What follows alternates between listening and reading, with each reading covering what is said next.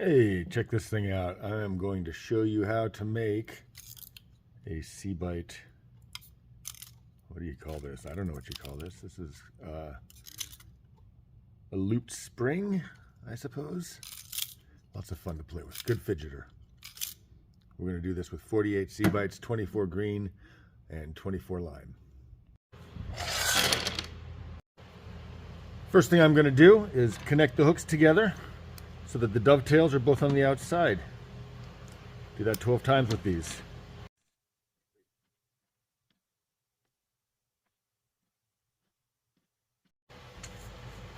Then you do it again.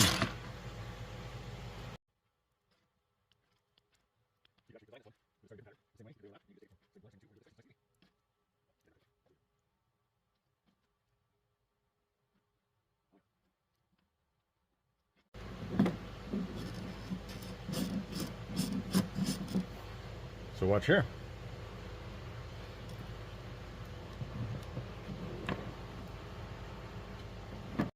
There it is. Just like the other one.